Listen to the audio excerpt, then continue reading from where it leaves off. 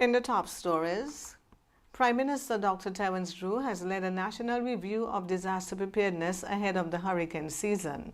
Prime Minister Philip Pear has announced higher fuel prices in St. Lucia as global oil markets pressures continue.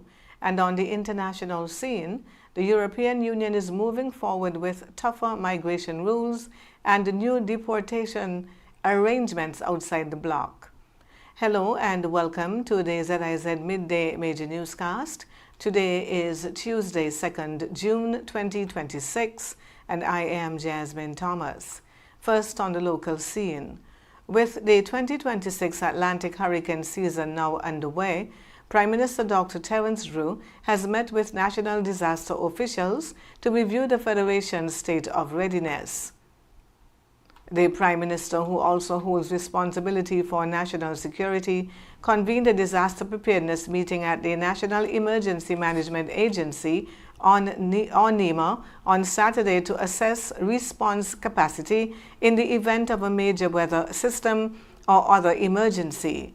The session brought together members of the National Disaster Committee along with key agencies responsible for emergency response to review existing plans, identify gaps, and strengthen coordination ahead of the hurricane season.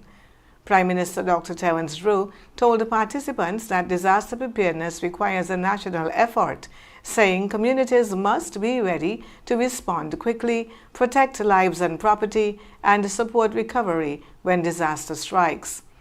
Updates were also provided by the Federation's 10 disaster preparedness subcommittees, with reports on steps already taken to improve readiness.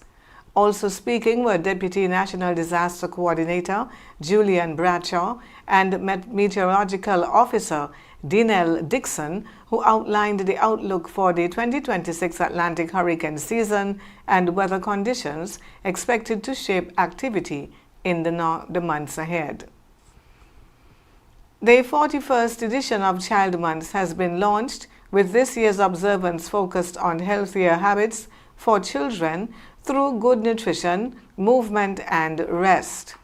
Deputy Prime Minister and Minister of Education, the Honorable Dr. Jeffrey Hanley, officially launched the month-long observance under the theme Fueling Our Bodies with the Best Good Nutrition, Movement, and Rest. The program will feature school activities, community events, church services, fitness programs, and cultural activities aimed at encouraging healthier lifestyles for children. This year's theme is Fueling Our Bodies with the Best, Good Nutrition, Movement, and Rest.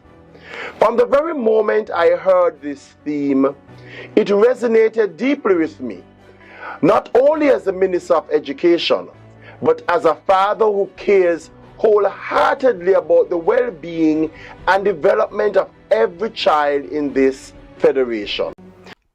Organizers say the focus of this year's Child Month is to encourage simple, practical habits that support child development, including healthy eating, physical activity, and adequate rest. Proper rest allows children's bodies and minds to recover, recharge, and grow. Adequate sleep supports learning, improves concentration, and contributes greatly to overall well-being. Child Month activities will continue throughout June and are expected to conclude with a grand parade on the 26th.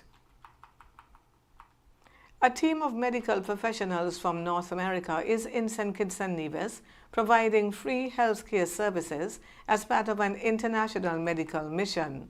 The team, organized through the North America Taiwanese Physician Association, includes 17 medical professionals from a range of specialties, including family medicine, internal medicine, dentistry, pharmacy, and acupuncture. Chairman of the International Medical Mission, Dr. Charles Su, said St. Kitts and Nevis was selected because of the long-standing relationship between the Federation and Taiwan. We decided to come over here to do medical mission for the taking care of the patient with free medical care and free medicine and for this lovely, beautiful country. Dr. Su said the team is working to support local healthcare services by providing free medical care and medication to residents. And your people always and your government always support Taiwan. So therefore, we are American doctor. We like bring all the American medication, all the equipment and medical care, and come to this country. The delegation also met with Prime Minister Dr. Terence Roux to discuss health priorities and possible areas of future collaboration. Dr. Drew, he is a great Prime Minister. Most important is he is also a doctor. He's an internal medicine doctor. Discussions also touched on preventative health care, including diabetes, hypertension and obesity, as well as the possibility of additional specialist support in the future. We now turn our attention to the regional news. St. Lucia has announced an increase in fuel prices, with officials citing rising global oil costs linked to tensions involving Iran and the United States. Prime Minister Philip J. Pear said crude oil prices rose by 5.5% between May 4th and May 24, reaching an average of just over $100 per barrel. Under the new pricing period, gasoline will cost $16.75 per imperial gallon, while kerosene will sell for $10.41. Prices for 20-pound and 22-pound LPG cylinders will remain unchanged due to government subsidies. Pierce said the government continues to absorb a significant portion of energy costs. He noted that without subsidies, consumers would pay nearly double the current price for LPG cylinders.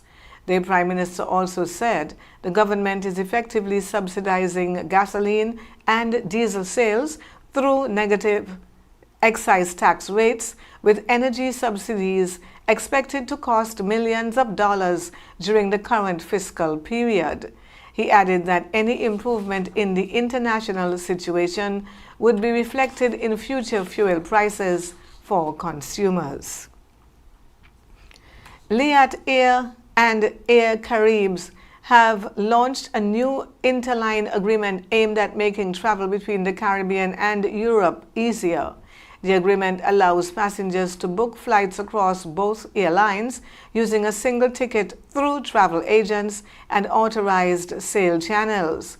Travelers will also be able to check baggage through their final destination, removing the need to purchase separate tickets to recheck luggage during transfers.